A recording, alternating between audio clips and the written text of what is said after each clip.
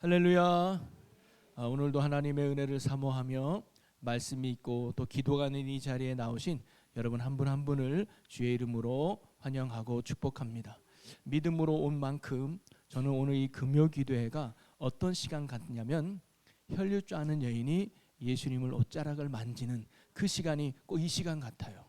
그래서 오늘 주님 앞에 나온 여러분이 하나님의 능력이 임함으로 여러분의 마음에 믿음이 회복되고 은혜가 충만하며 하나님께로 더 가까이 가는 은혜와 축복의 시간이 되시기를 주님의 이름으로 간절히 축원합니다. 우리 옆에 분과 인사 나누겠습니다. 이 밤에도 잘 나오셨습니다. 사랑하고 축복합니다. 할렐루야. 제가 오늘 이 예배 드리러 나올 때 아주 깊은 소식을 하나 들었는데 우리 저기 선교회가 구선교회가 있어요. 구여선회가 있는데 오늘 원래라고 전원이 여기 참여했대요. 우리 구여선회 우리 큰 박수로 축복해 줬으면 좋겠습니다. 구여선회 구구절절 칭찬만 나오는 선교회, 구원의 감격과 기쁨이 있는 선교회, 영혼의 구원을 위해서 힘쓰는 아주 구여선회 너무 감사합니다. 할렐루야. 감사해요. 여러분 지난번 저기 인도에 선교사님이 오셨잖아요. 선교사님이 식사하시면서 이런 질문해요. 목사님, 왜 예수님이 마국간에 태어나신 줄 아십니까? 그래요. 그거야 우리를 섬기기 위해서 가장 낮은 자리에 오셨죠. 아닙니다. 그러면요. 엄마가 마리아기 때문입니다. 엄마가 마리아. 웃는 자에게 복이 있을지어다. 이 마리아와 관련된 또 하나 이야기가 있는데 진짜인지는 모르겠지만 수년 전에 전 세계 목사님들이 다 모여가지고 집회를 했다고 해요. 그래서 집회를 하면서 이런 토론을 했습니다. 하나님이 세상을 만든 이래 가장 행복한 여자 2명을 뽑았대요. 가장 행복한 여자 2명 뽑았더니 그 결과가 누구냐? 한 사람은 하와요, 한 사람은 마리아였답니다. 그 이유가 뭐냐? 하와는 시어머니가 없고 마리아는 며느리가 없어가지고 아주 행복한 여인이었다고 하는 웃자고 한 얘기예요. 감사해요. 이렇게 웃어준 여러분에게 큰 복이 임할 줄로 믿습니다. 혹시 지난주에 일부 예배 참여하신 분 계십니까? 일부 예배 9시 일부 예배 참여했다. 몇 분 안 계시고 왜냐?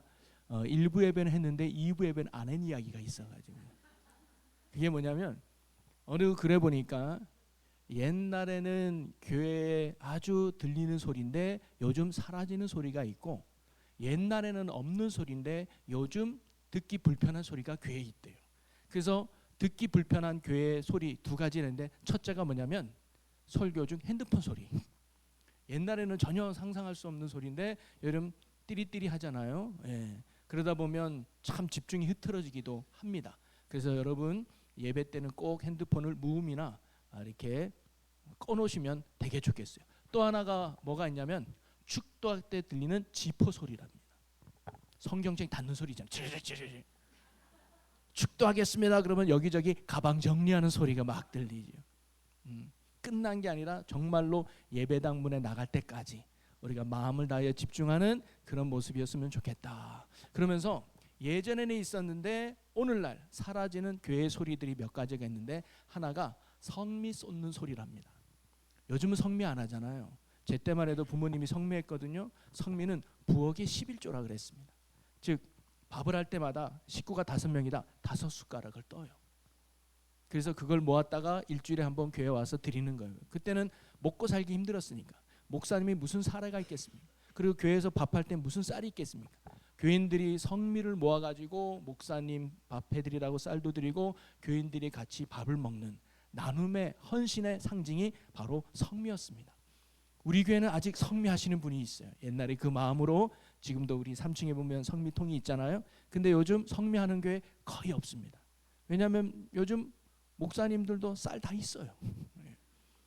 또 교회에서도 어느 정도 하기 때문에 요즘은 성미를 하지 않지만 그 의미 부엌의 11조 즉 밥할 때마다 기도하는 거죠. 우리 그런 마음은 유지했으면 좋겠다라는 생각이 듭니다.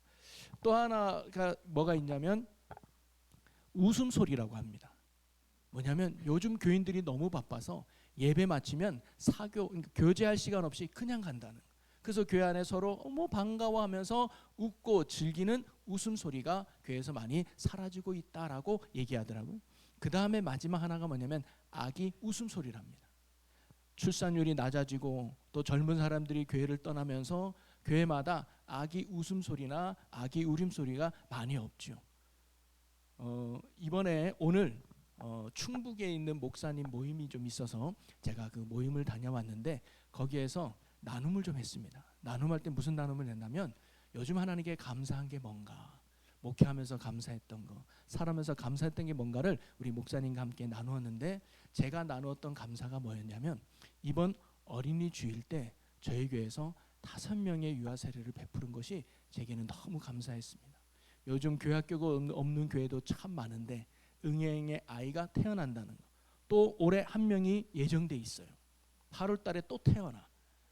그렇게 아이들이 계속 태어난다는 건 굉장히 희망이고 좋은 거 아니겠습니까? 여러분 우리 교회에서 계속 아이들의 웃음소리가 드러날 수 있도록 아이의 울음소리가 퍼질 수 있도록 우리 아이들을 위해서 늘 관심 갖고 또 많이 기도해주고 격려해주고 또 섬겨주는 어른인 저와 여러분이 되어주기를 주님의 이름으로 간절히 축복합니다. 자, 그러면서 지난주에 제가 어떤 제목의 말씀을 드렸는지, 자, 제목 다 같이 시작. 감사해요. 다 나와 있군요. 네, 주님의 만져주심이 있는 자녀로 키우자. 여러분 이 땅에 결혼한 모든 부모들의 큰 관심이 있다면 뭐냐면 자녀인 것 같아요.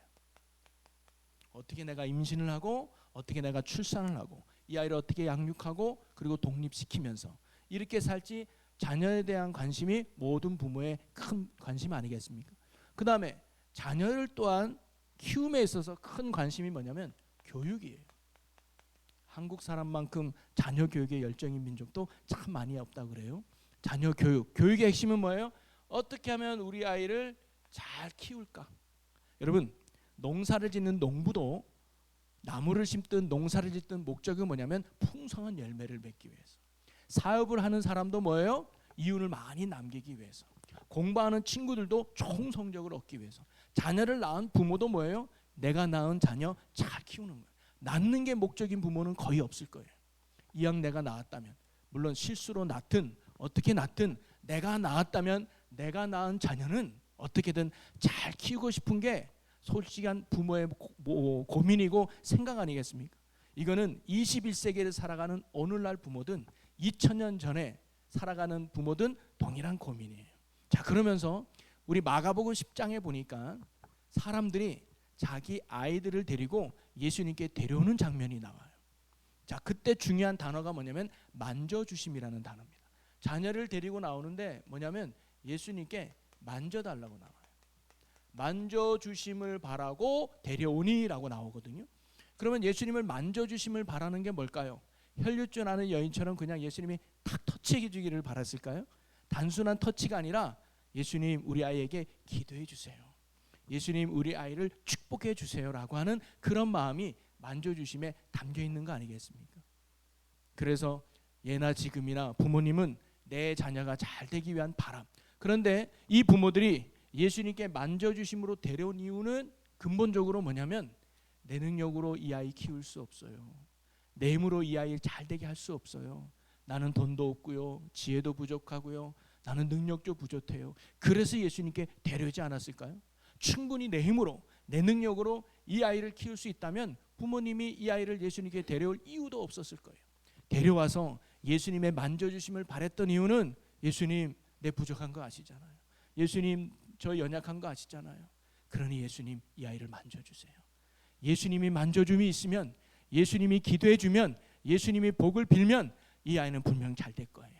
이 아이는 분명 성공할 거라는 소망과 믿음으로 예수님께 데리고 오지 않았을까요? 그러면서 오늘 말씀에서 우리가 깨달을 수 있는 첫 번째 가장 큰 교훈은 뭐냐면 우리 아이들을 예수님의 만져주심 있는 아이로 키우는 거, 그게 중요할 게 아닐까요? 예수님의 만져주심이 있을 때 우리 아이는 달라질 수 있어요. 여러분, 그래서 만져준다라고 하는 단어의 의미 제가 주일날 설명드렸잖아요. 뭐죠? 알고 있지만 대답하지 않는 여러분의 겸손함을 저는 너무 잘 알고 있습니다. 여기서 만져준다는 것은 뭐냐, 단순히 터치한다는 게 아니라 다듬어준다, 바로 세워준다, 빚어준다, 그런 의미가 있어요.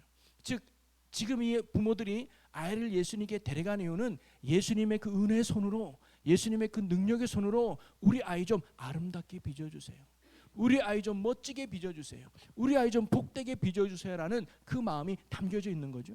여러분, 우리 아이들이 또는 저와 여러분의 인생이 예수님의 손길 아래 만져질 때 저와 여러분의 인생이 아름답게 되고 멋지게 되고 복되게 되는 줄로 믿으시기 바랍니다. 여러분, 다윗의 인생은요, 하나님의 만져주심이 있었어요. 다윗의 그 복된 인생은 부모 잘 만나서 된 게 아닙니다. 형제 잘 만나서 된 것도 아닙니다. 여러분, 어떤 연구의 학자들에 보면 다윗이 사무엘이 왔을 때 다윗만 양을 치러 갔잖아요. 그 형들은 다 사무엘을 만나려고 기다리고 있었잖아요. 근데 왜 다윗만 양 치러 간 줄 아십니까? 그만큼 다윗이 그 가정에서 소외되는 인물이에요. 그래서 어떤 학자는 다윗은 이세의 첩에서 난 아들이 아닐까라고 보는 연구도 있어요. 그래서 형들도 다윗을 인정하지 않아요. 아빠도 다윗을 무시해요. 굳은 일은 네가 해라고 하는 게 다윗이었습니다. 즉 부모의 어루만짐도 없고 누구의 도움도 없이, 근데 다윗은 누구 아래 있었어요? 하나님의 만져주심 안에, 하나님의 손길 안에 살았던 게 다윗이에요.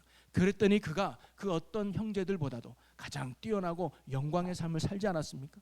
요셉도 마찬가지입니다. 형들의 미움을 받았던 그 요셉도 하나님의 다스림과 통치와 만져주심이 있으니까 비록 그가 고난과 어려움이 있지만 그게 다 뭐예요? 빚어가는 과정. 그래서 나중에 애굽의 총리가 되어서 많은 생명을 살리고 하나님의 영광을 나타내는 축복의 아들이 되지 않았습니까? 여러분, 오늘도 어떤 인생이 가장 복된 인생이나, 물론 좋은 부모 만나면 좋죠. 그리고 좋은 스승 만나면 좋죠. 좋은 배우자를 만나면 좋죠. 좋은 친구 만나도 좋죠. 근데 그게 우리 뜻대로 되지 않잖아요. 때로는 부모의 만남에 실패하고, 또는 배우자의 만남에 실패할 수도 있고, 때로는 친구 잘못 만날 수도 있습니다. 그러나 가장 중요한 예수 그리스도의 만남과 그분의 만져주심 속에 우리가 살아간다면 우리는 그 어떤 인생보다도 아름답고 멋지게 살아가게 될 줄로 믿습니다. 똑같은 돌덩이라도 누가 그 돌을 만지냐에 따라서 다비드 상과 같은 훌륭한 작품이 되느냐, 아니면 강가의 쓰레기로 치부되느냐, 그거는 똑같은 돌이지만 누가 만져주느냐 다른 거 아니겠습니까? 오늘 우리의 인생뿐만 아니라 여러분이 낳은 자녀들도 우리의 손길을 넘어서 그 능력과 사랑과 은혜가 충만하신 예수님의 손길 안에서 그분의 만져주심 속에 자라며 그 만져주심 속에 키워줄 수 있는 우리 자녀들로 키우는 저와 여러분 모두가 되기를 주의 이름으로 간절히 축복합니다. 그리고 여기 있는 우리 자녀들도 남자친구 만나려고 하는데 눈 부릅뜨지 마시고, 좋은 배우자 만나는 데 눈 부릅뜨지 마시고 1차적으로 누구예요? 예수님 만나는 일, 예수님과 함께하는 일, 그분의 손길 안에 있을 때 내 인생이 잘 될 수 있다는 믿음으로 나아가시기를 주의 이름 간절히 축복합니다. 축복합니다. 축복합니다. 할렐루야. 자, 그러면 여기서 질문. 자, 그러면 우리가 그래 맞아, 우리 아이들이 예수님의 어루만져 주신가 돌봄 가운데 잘 자라면 너무 좋겠어. 자, 그러면 어떻게 하면 우리 아이들이 예수님의 은혜 안에서, 예수님의 돌보심 안에서, 예수님의 그 거룩한 손길 안에서 자라는 아이로 키울 수 있을까? 그게 오늘 저는 지난주 마가복음 10장에 있는 말씀에서 세 가지를 여러분과 함께 나눠보는 거예요. 그 첫째가 뭐였냐면요, 첫째가 뭐냐면 우리 아이를 예수님께로 인도해야 됩니다. 인도. 이게 중요해요. 여러분, 예수님이 어린 아이들을 안고 축복해 주셨거든요. 근데 어떤 아이를 축복해 줬느냐? 제일교회 아이들만 축복해 주면 얼마나 좋겠습니까? 제일교회 아이들만 일로 와라, 세례받은 아이들만 일로 와라, 이렇게 해서 해준 게 아니라 예수님께 데리고 나온 아이들만 기도해 줬다는 거예요. 예수님은 모든 아이들을 소중히 여겼을 겁니다. 모든 아이들을 사랑했을 거예요. 그런데 어떤 아이만 예수님이 안아주고 축복하며 기도해 주느냐? 예수님께 데리고 나온 아이예요.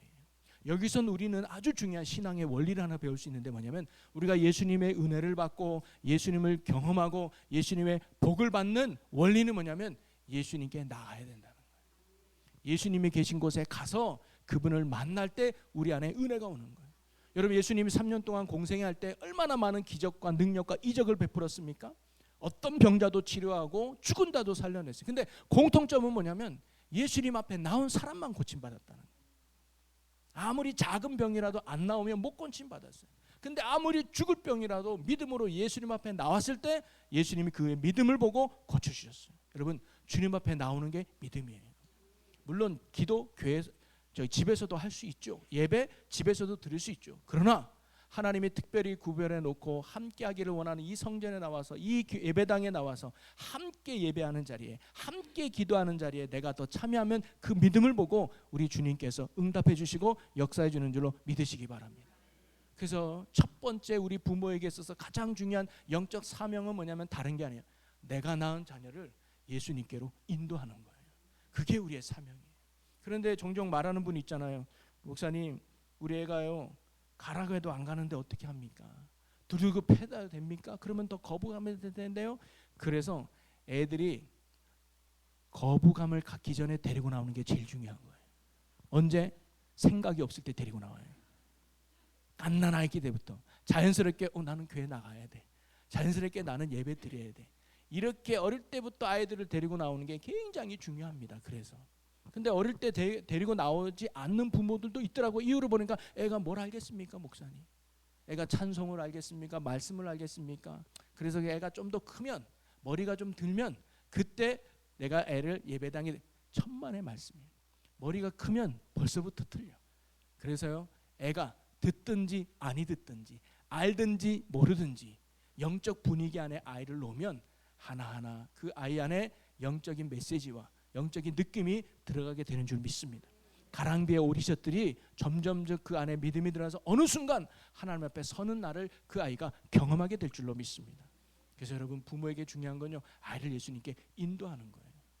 여러분, 몇 년 전에 저희 교회 집사님이셨는데 아들이 사고로 먼저 세상을 떠났어요. 여러분, 부모에게 가장 큰 아픔은 자녀가 먼저 세상 떠나는 거 아니겠습니까? 그래서 그런 아픔과 힘듦이 있었는데 이 집사님이 내 자녀가 먼저 나보다 떠난 것이 슬픈 것이 아니라 정말 내 마음을 아프게 하는 게 있다라고 고백을 하더라고요. 그게 뭐냐 물어봤더니 사실 이 아이가 중학교 때까지 교회를 열심히 다녔대요. 신앙생활 잘하고 임원도 했답니다. 그런데 고등학교 가니까 부모 욕심이 생겨. 뭐냐? 야, 네가 교회 다닌 것보다 공부를 좀 해야 되지 않겠니? 그러니까 대학교 가서 신앙생활하고 고등학교부터 너 교회 가지 마. 그런 거예요. 교회는 나중에 대학교 가면 가. 그래서 그때부터 아이가 교회를 안 나간 게 죽기 직전까지 안 나간 거예요. 물론 그 친구가 3년간 열심히 해서 좋은 대학을 갔습니다. 그리고 졸업도 잘했습니다. 그리고 좋은 직장에 갔어요. 그리고 승진도 잘 됐습니다. 결혼도 잘했어요. 애들도 잘 키웠습니다. 누가 봐도 이 땅에서는 참 잘 사는 아들이고 참 좋은 가정이에요. 근데 결론은 그 아들이 예수님을 믿지 않았다는 거, 교회를 다니지 않았다는 거. 마지막 그 아이가 이제 떠나고 내 삶을 멀어지고 이 땅에서 볼 수 없는 그런 상황이 되니까 그게 느껴지는 거예요. 왜냐하면 죽음 앞에 진짜 중요한 게 뭘까요? 죽음 앞에 아무리 돈을 많이 벌어도, 죽음 앞에 아무리 성공하고 출세해도 그 죽음 다음에는 지옥에 갈 것이냐 천국에 갈 것이냐, 영혼의 결정이 정말 중요한 거 아닙니까? 여러분, 오늘 우리 부모인 우리도요, 그걸 생각해야 돼요. 특별히 젊은 부부들은 우리 아이들 키울 때 물론 좋은 대학 가는 거 중요하죠. 좋은 직장 얻는 거 중요하죠. 하지 말라는 말이 절대 아닙니다. 그래서 어느 전도사님이 교회 새로 부임했을 때 그랬다잖아요. 학부모 모르고 제가 아이들을 위해서 죽도록 기도하겠습니다. 할렐루야, 박수 쳐요. 제가 아이들을 위해서 땀 흘리며 헌신하겠습니다. 박수 쳐요. 제가 아이들은 좋은 대학을 안 보내도 천국으로 인도하겠습니다. 아멘 안 해. 아니, 좋은 대학 보내줘야죠. 근데 그게 사실 부모의 욕심이긴 하잖아요. 여러분은 어떻습니까? 어떤 부모는요, 학원에 빠지는 건 되게 뭐라 그래요. 근데 교회에 빠지는 건 괜찮아 그래요. 책을 안 읽는 것은 뭐라고 그래. 야, 너 책 좀 읽어라. 성경 책하는 건 아무라고 뭐라 안 그래. 혹시 우리가 부모로서 자녀들을 보는 기준과 가치가 어디에 있는가? 정말로 우리 아이들이 예수님 만나는 게 제일 중요하다면 중요한 건 우리 아이들을 예수님께로 인도해야 돼요. 은혜 받을 수 있도록, 주님 만날 수 있도록. 지금 아이가 몰라도 그래도 예배의 자리에 갈 수 있도록, 지금 아이가 잘 몰라도 기도의 자리에 갈 수 있도록, 그리고 아이가 지금 잘 몰라도 하나님이 임재하신 그 자리에 보내는 거예요. 가게 해주는 거예요. 그러면 어느 순간 가랑비에 옷이 덮고 또 하나님의 영적인 터치가 그에게 임해서 변화받는 날이 일어난다는 거예요. 이제 자녀들이 다 커서 아마 제가 대신방의 가정에 가면 나이 든 부모님들의 공통적인 기도 제목 하나가 뭐냐면 자녀의 구원이에요. 과거는 대학일 수 있었습니다. 좋은 직장. 근데 지금 다 영혼 거예요. 보니까 돈 많이 버는 거 중요한 게 아니더라. 출세하는 거 중요한 게 아니더라. 뭐예요? 예수 믿고 구원받는 건데 그거는요 학창시절 때 제일 중요합니다. 이럴 때 여러분이 잘 권면하고 이끌어서 그들을 그리스도께로 인도하는 이 거룩한 영적 사명을 감당하는 저와 또 여러분 모두가 되기를 주 예수 이름으로 간절히 축원합니다. 두 번째로 우리 자녀들을 예수님의 만져주심 속에 자라는 그 귀한 자녀로 키우기 위해서는 뭐냐면 우리가 예수님께로 나아가는 것을 방해해서는 안 된다는 거예요. 자, 예수님이 이런 말씀을 하셨어요. 자, 14절에 보니까 이렇게 말씀합니다. 마가복음 10장 14절에 예수께서 보시고 노하시어 이르시되 어린아이들이 내게 오는 것을 용납하고 금하지 말라. 하나님의 나라가 이런 자의 것이니라. 이제 이 부모들이 자기 아이들 데리고 예수님께 데리고 가려고 하니까 제자들이 뭐예요? 애들은 가라, 애들은 가라. 니들이 어디라고 여기 오냐? 가서 엄마 젖이나 더 먹고 와 하면서 애들을 저기 멀리 한 거죠. 여러분 예나 지금이나 아이는 무시의 대상이잖아요. 아이들이 뭘 할 수 있겠습니까? 아이들이 뭐 헌금을 합니까? 아이들이 뭐 봉사를 할 줄 압니까? 사실 교회 안에서도 어린아이들을 좀 무시하는 경향이 참 많죠. 그때는 더 심했겠죠. 그런데 예수님은 뭐냐면 아이가 내게 오는 것을 용납하고 금하지 마라. 하나님의 나라가 이런 자의 것이다. 그러면서 예수님은요 이 아이들이 내게 오는 것을 방해하고 금지하지 마라. 하나님의 나라가 이런 것이다. 그러면서 두 가지 의미가 있습니다. 예수님께서 이렇게 말씀하신 두 가지 의미는 첫째는 뭐냐면 우리 아이들 그 자체가 뭐냐? 굉장히 귀하다는 거예요. 하나님의 나라는 이런 자의 것이다. 이 말은 뭐냐면 이 아이도 하나님 나라의 귀한 백성이다. 그런 눈으로 너희 아이를 바라봐라 이거예요. 있어도 되고 없어도 되고 무시하는 대상이 아니라 하나님의 시선으로는 아무리 어린아이라 할지라도 아무것도 못하는 아이라 할지라도 하나님 보시기에는 귀한 영혼인 거예요. 여러분 영혼의 가치는 나이와 상관없습니다. 영혼의 가치는 직분과도 상관없습니다. 영혼의 가치는 직업과도 상관없습니다. 재산의 예보와도 상관없습니다. 내가 이 땅에 살아 숨쉬고 있다면 그 자체로 하나님께서 너무나 귀하게 여기시는 귀한 생명임을 믿으시기를 바랍니다. 무시하지 말라는 거예요. 여러분 제가 충주제일교회를 몇 년도에 왔느냐? 2009년도에 왔어요. 2009년도에 와서 제가 담당한 부서가 뭐냐면 청소년부를 담당했습니다.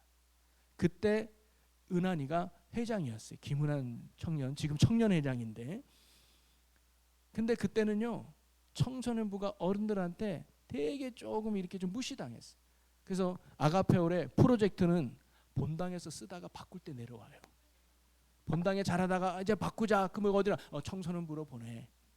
그럼 아가페올은요 중고가 내려와.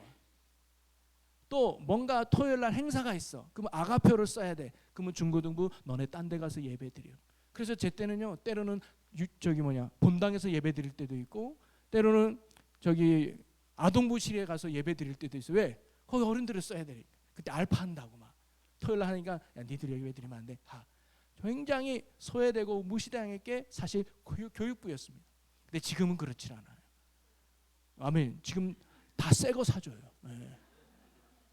그리고 지금까지 우리 여기 재무했던 장로들 계시지만 교육부에서 유치부든 청년부까지 재정에 요구하는 거 한 푼도 깎은 적이 없어요. 오히려 주면 더 좋지 넉넉하게 하는 게 우리 교회예요. 그게 뭐냐면 그 아이 자체로 소중한 거 아닙니까? 90 먹은 우리 여권사님도 소중하고 갓 태어난 한 살 먹이 아이도 소중한 거예요. 우리가 그런 눈으로 영혼을 바라볼 수 있기를 주님의 간절히 축복합니다. 사실 제가 여기 우리 제일교회도 있지만 우리 제일교회 연령이 좀 높잖아요. 그래서 요즘 젊은 사람이 없다, 교회 희망이 없다. 아니요. 저는 있는 그 자체가 소중하죠. 90 먹은 분이 계셔도 하나님의 영혼이고 한 살 빼기 아이에서도 하나님의 영혼이니 그 영혼이 예배당에 와서 함께 하나님을 예배한다는 거 그거 귀한 거 아닙니까? 우리가 이런 마음으로 하면 하나님이 또 구원받는 자들을 보내주시지 않겠습니까? 그러니 먼저 우리가 이 아이들을 정말로 소중히 여겨서 좀 우리 아이들이 이 예배당에서 마음껏 뛰놀 수 있도록 또 즐겁게 다닐 수 있도록 편하게 다닐 수 있도록 배려하고 또 섬겨주는 우리 어른들이 되었으면 좋겠습니다. 그래서 바깥에서 노는 것보다 교회에서 노는 게 좋잖아요. 예. 그래서 교회에서 좀 떠들고 한다 할지라도 아이고 너무 참 씩씩하구나 고맙다 해서 여러분 많이 이뻐해 주시고 격려해 주는 그런 저와 여러분이 되기를 간절히 소망합니다. 그렇게 귀하게 여기라는 거예요. 그 다음에 두 번째는 뭐냐면 이 아이들이 예수님께로 강하는 장애물이 되지 말라는 거예요. 아이들은 예수님께 가고 싶은데 우리들 때문에 이 아이들이 예수님께 가지 않는 일이 없도록 해라. 물론 여기 계신 분들 중에는 우리 자녀들한테 너 교회 가지 마라고 말하는 분은 없겠죠. 우리 그 집사님과 같은 실수를 하지 않는 우리가 되기를 소망하는데, 그런데 우리가 알게 모르게 아이들이 예수님께로 나아가는 것을 방해하는 또는 아이들이 예수님께 나아가는 장애물 역할을 하는 경우들이 우리에게 있습니다. 뭐냐? 다름이 아니라 우리가 아이들에게 신앙의 본이 되지 못했을 때. 여러분 어디서 설문조사를 했는데 다음 세대 아이들이 교회를 떠나는 이유가 뭐냐 했을 때 1위가 실망감 때문이랍니다. 먼저 믿은 어른들을 보니까 정말 저게 신앙생활인가? 정말 저분들이 구원받은 모습인가? 라는 실망감 때문에 교회를 떠나는 젊은이들이 많다는 거예요. 교회에서는 어떻게 보면 참 천사 같아요. 교회에서는 참 거룩함을 유지한 것 같아요. 근데 바깥에 나가서 보는 그분은 전혀 아니었던 거죠. 그러면 아이들은 신앙의 회의를 느끼죠. 그리고 또 하나가 청소년들에게 신앙에 영향을 주는 사람이 누구냐 했을 때 1위가 누구냐? 부모랍니다. 부모. 그 다음이 사역자래요. 그 다음이 친구고. 그러니까 부모에게 신앙 영향을 많이 받아요. 아, 나도 엄마처럼 신앙생활 잘해야지. 사실 저희 때 부모님들은 참 열정이 있고 뜨거웠어요. 오히려 그 신앙의 열정이 싫었죠. 그런데 오늘날 부모들은 오히려 그 자체를 안 보이는 것 같아요. 그래서 교회에서는 제가 그때 저도 청소년부 할 때 어떤 친구를 만나서 교회 생활 잘 게을리하는 친구 이게 상담을 해봤더니 그 친구가 그래요. 왜냐하면 엄마 아빠 때문에 교회 나가기 싫대. 누군지는 얘기하지 않겠습니다만 나가기 싫대. 왜 그러냐? 아니 교회에서는 정말로 열심히 천사 같고 잘 웃고 그런데 집에서 무슨 모임은 아니라는. 집에서는 전혀 화도 내고 욕도 하고 가끔 술도 먹는 것 같고 그런데 교회에서는 막 천사같이 지내. 이중적인 모습을 보고 아, 나 신앙생활 안 하겠다. 그런 모습이 우리 아이들에게. 여러분 이성민 씨 제가 몇 번 얘기했잖아요. 이성민 씨 개그우면 그분이 참 신실한 크리스찬이에요. 근데 아들이 중학교 때 고등학교까지 참 말 안 듣고 막 이렇게 막 제멋대로 하는 아이들이 너무 싫어서 되게 많이 꾸지람을 줬답니다. 이성미 집사님 말로는 거의 욕했다는 거예요. 뭐 나가 죽으십시오 뭐 이런 표현이 있잖아요. 예. 왜 태어나셨습니까? 뭐 이런 표현이 있잖아요. 그래서 엄청난 저주를 보면 너무 속상하니까. 그런데 그 다음날 새벽 예배 가는 거야. 가가지고 아버지 내 아들 그리고 집에 와서는 자고 있는 아들을 보고 막 야 내일이 시험인데 네가 차바차바 가만히 하는데 너무 속상해서 했다는 거예요. 그런데 어느 날도 똑같이 새벽 예배 갔다가 속상한 마음에 쏟아붓고 또 집에 와서 그렇게 공부도 안 하고 컴퓨터만 이 아들 보니까 너무 속상해지고 욕을 막 한 번 더 하고 뒤돌아서는데 하나님의 음성이 뒤에 들렸다는 거 아닙니까? 그래 내가 네 말대로 해줄게. 네가 입에서 들리는 대로 내가 해줄게. 여러분 민수기에 보면 그 말씀이 나와요. 가데스 바나에서 이스라엘 백성들이 원망하고 불평하고 우리 죽겠다 해서 그래? 그러면 네 말대로 해줄게 해서 이스라엘 백성이 그 광야 땅에서 이스라엘가 다 죽잖아요. 그럼 네 말대로 해줄게. 이 말을 들으니까 큰 충격을 받는 거예요. 도저히 그 다음부터는요 말을 못 하겠더라는. 그리고 그 다음날 새벽에 갔다 와서요 아이들 어떻게든 말을 안 해요. 꼭 참고 와요. 그 다음에 한 며칠을 지나니까 이 아들이 엄마 주의를 배회를 하는 거예요. 왜? 늘 욕을 먹어야 아침에 깼는데 욕을 먹어야 밥을 먹었는데 엄마가 욕도 안 하고 아무것도 하니까 이거 엄마가 이상해졌나? 그 굉장히 몸이 부르면서 이상해지더라는. 그러면서 엄마 왜 요즘 욕을 안 해? 그러는 거예요. 그랬더니 이 집사님이 솔직하게 앉혀놓고 야 내가 보면 참 답답해. 어느 날 기도하고 왔더니 하나님이 내게 그런 말씀을 주시더라. 내 들린 대로 했는데 내가 어떻게 너를 저주할 수 있겠냐. 지금은 내가 너에게 축복의 말은 안 나와도 저주만은 하지 말아야 될 때 마음이 있어서 내가 지금 참고 기도하고 있다. 이걸 딱 듣는 순간 이 아이가 딱 올라가면서 하나님은 계시나 보네 올라가더라는 거예요. 그러니까 변할 것 같은 그 엄마가 그렇게 변화된 건, 야, 이건 진짜 하나님이라는 분이 계셔서 그런가? 그때부터 이 아들이 바뀌었다는 거 아닙니까? 갑자기 한 며칠 몇 달인가 지났더니 동생이 엄마 큰일 났어. 왜? 오빠가 공부를 해. 그래서 지금은 아마 그 아들이 신학교 갔다는 얘기 제가 들어서 그들을 못 보냈는데, 이게 뭐냐면 신앙의 본이. 우리 세 자녀도 있지만 내가 본이 되기를 바라지만은, 너희들 감사하다. 가끔 물어보기는 하십니다만은, 그래서 본이 돼야 돼. 여러분, 일본 격언에 아이는 부모의 등을 보고 자란다는 말이 있어요. 우리 신앙도 마찬가지. 저희 세대도 어머님의 그 기도하는 모습 보고 자랐고요. 그 예배의 열정을 보고 자랐어요. 그런데 오늘날 어른이 우린 중에 아이들이 본받을 만한 어른이 있을까요? 교회 안에 어디 있을까요? 여러분, 제가 뭐 신천 임원을 하거나 아니면 뭐 성장반이나 성수판에서 가끔 나누다 보면 제가 그런 질문을 합니다. 여러분이 혹시 신앙에 도전이 됐던 분이 계셨습니까? 그러면 신앙생활 잘했던 분들은 공통적으로 그런 분들이 계셔요. 신앙의 모델이 있었어요. 제가 교회 왔을 때 아무개 장로님이 참 제게 잘해주셨어요. 그분의 신앙에 제가 도움이 됐어요. 또는 어떤 권사님이 내게 줬어요. 정말로 교회에 잘 정착하고 그분의 신앙이 잘 좋아지는 모든 사람의 공통점은 그렇게 신앙의 모델이 있었다는 거예요. 여러분에게는 있었습니까? 자, 지금 우리 자녀들은 그런 모델이 있을까요? 누가 돼야 되느냐? 사실 부모가 되어주면 너무너무 좋죠. 또는 교회 안에서 우리가 그런 본을 보이는 어린이 되었으면 좋겠습니다. 제발 다투지 마시고 싸우지 마시고 분쟁하지 마시고 선한 모습, 사랑하는 모습, 아껴주는 모습, 품어주는 모습 보면서 우리 아이들이 보기에, 야, 나도 저런 권사님과 같은 집사님과 같은 신앙인이 되었으면 좋겠다라는 도전을 줄 수 있는 믿음의 모습이 오늘 우리의 어른이 되기를 주님의 이름으로 간절히 축복합니다. 그러면 반드시 우리 아이들은 주님을 떠나지 않을 것이고 주님의 예배의 자리, 기도의 자리, 말씀의 자리를 지켜서 주님의 어루만져 주심을 속에서 이 땅의 다윗처럼, 요셉처럼, 다니엘처럼 잘 자라고 성장이 될 줄로 믿습니다. 그리고 마지막 세 번째가 뭐냐면 바로 우리 아이들을 안아주고 축복 기도해 주는 거예요. 예수님은 자기에게 데려온 아이들을 금하지 말라라고 데리고 온 후에 그들에게 안아주시며 기도하셨습니다. 자, 마가복음 10장 16절 말씀 같이 읽어봅니다. 그 어린 아이들을 안고 그들 위에 안수하시고 축복하시니라. 네, 안아주고 안수하며 축복하셨다. 이거는 예수님이기 때문만이 하는 게 아니라 오늘 영적인 제사장이고 그 아이의 영적인 작은 책임자인 부모인 우리도 아이들을 위해서 축복하며 기도해 줘야 돼요. 여러분, 기도해 준다는 것은 우리 그 아이를 주님께 맡긴다는 거 아니겠습니까? 그래서 유명한 말 있잖아요.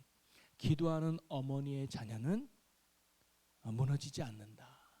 결코 쓰러지지 않는다. 하나님이 반드시 그 아이를 세우시고 인도해 줄 줄로 믿습니다.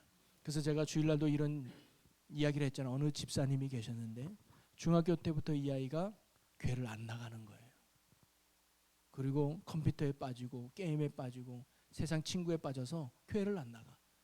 그래서 참 뭐라 하고 강하게 하려고 했지만 그래도 참고 인내하면서 기도하기 시작했다고 합니다. 그래서 이분의 기도는 첫째, 매일 이름을 불러 기도했대요. 그래서 새벽 예배 나올 수 있으면 새벽 예배 나와서 기도하고, 혹시 새벽에 못 나오면 집에서라도 기도하고, 또 하나는 그 아이의 방문을 자꾸 기도했답니다. 하나님, 이 방 안에 있는 아무개 불쌍히 여겨주세요. 이 마음에 닫혀있는 이 방문처럼 이 아들의 닫혔던 문을 여시고 주님 찾아가 주옵소서. 그렇게 기도를 했어요. 그리고 또 놀라운 기도는요, 이분이요 시간이 날 때는 청소년부 예배에 참석하는 거예요. 주일 예배가 마치면 청소년 예배에서 맨 뒤에 앉아 있으면서 뭐라 기도, 하나님 이 자리에 내 아들이 앉게 해주옵소서. 이 자리에 내 아들이 앉아서 예배 드릴 수 있도록 인도해 주세요라고 그 기도를 포기하지 않았다는 거예요. 그리고는 한 10년이 지났어요. 오래됐죠. 10년이 지나는 날 이 아이가 스스로 교회를 찾아 나가게 됐습니다. 그러면서 이야기를 나눴더니 이 아이가 그래요. 어느 날부터 엄마, 하나님이 생각나더라. 하나님이 교회 가서 만나보고 싶고 알아보고 싶고, 그래서 하나님이 생각나서 교회를 나가게 됐어.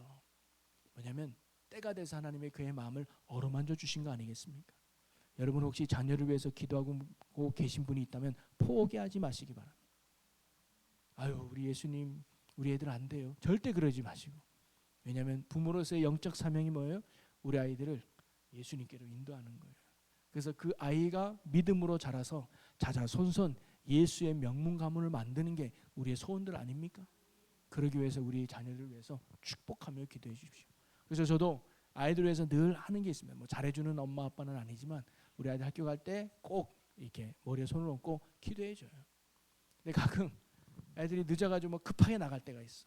그러면 저는 블루투스 기도. 야 거기 서 있어. 이렇게 블루투스처럼 이렇게 와이파이처럼 이렇게 하지만 기도하는 저는 능력을 믿기 때문이죠. 그러니까 여러분도 손자 손녀를 위해서.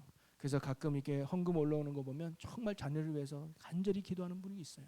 저는 분명 하나님의 때에 역사하실 줄로 믿습니다. 그러니 여러분도 포기하지 마시고 하나님의 손길 안에서 내 자녀들이 잘 자랄 수 있도록 늘 기도해주는 그런 믿음의 부모가 되시기를 주님의 이름으로 간절히 축원합니다. 말씀을 정리합니다. 여러분 예수님은요 어린아이를 귀하게 여기셨어요. 그리고 중요한 건 우리 아이들이 어릴 때부터 예수님을 만나서 그분의 어루만짐 속에 그분의 만져주심 속에 자라는 믿음의 아이로 키우는 우리가 되기를 축복합니다. 여러분 부모는 언젠간 떨어요. 언젠간 헤어집니다. 그리고 능력도 한계가 있어요. 그러나 예수님이 우리 아이와 함께 한다면 예수님은 그 아이를 떠나지 않아요. 예수님께는 능력이 부족함도 없어요. 지혜가 부족하면 예수님이 지혜를 주실 것이고 물질이 부족하면 하나님이 또한 채워주실 것이고 하나님께서 우리 아이들을 늘 책임져 줄 줄로 믿습니다. 그래서 예수님의 손에 맡겨 주심을 받는 아이로 키우는 게 우리 부모의 가장 중요한 사명이라면 그러기 위해서는요 우리가 예수님을 깨로 아이들을 인도해야 됩니다. 예배에 드릴 수 있도록 기도하러 갈 수 있도록 여러분 절대로 세상 일 때문에 하나님께로 나아가는 것을 막는 자들이 되지 않았으면 좋겠습니다. 먼저 그 아이들이 예수님을 깊게 만날 수 있는 일에 힘쓰고 도와주잖아요. 그리고 우리가 이 아이들의 신앙의 본이 됐어. 그래서 이 신앙의 본이 되는 게 뭐예요? 이게 믿음의 유산이에요. 믿음의 유산은 부모님의 성경책을 전해주는 게 아닙니다. 부모님의 직분서를 전해주는 게 아니라 신앙의 본을 남기는 거예요. 나도 저렇게 기도해야지. 나도 저렇게 예배해드려야지. 나도 저렇게 하나님의 축복을 받아야지. 그게 믿음의 유산이에요. 그거는 신앙의 본을 볼 때 되는 거 아니겠습니까? 오늘 저와 여러분이 우리 자녀들에게 믿음의 유산을 남길 수 있는 신앙의 본이 되는 자가 되기를 간절히 축복합니다. 그리고 기도해 주는 거예요. 우리 능력이 얼마나 되겠습니까? 하나님께 맡기는 거죠. 염려하지 마라. 때가 되면 하나님의 돌보심이 있을 것이다. 우리 그런 마음으로 우리 주님 앞에 내 자녀를 맡기고 하나님의 돌보심 속에 자라는 이 땅의 다윗처럼 요셉처럼 다니엘처럼 하나님 앞에 귀하게 쓰임받는 자녀를 키우는 영적 부모가 오늘 저와 여러분 모두가 되시기를 주님의 이름으로 간절히 축원합니다.